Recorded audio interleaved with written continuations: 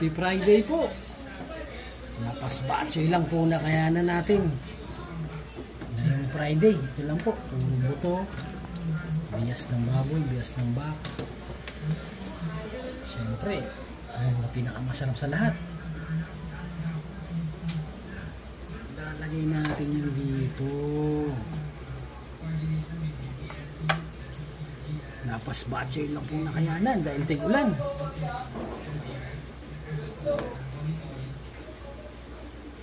Ayan. Masarap.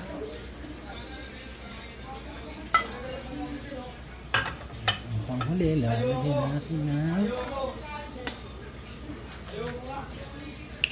itlog. Ping. Okay na to. Ano pa bang gagawin natin ngayong Biyernes? Eh di, kakain na!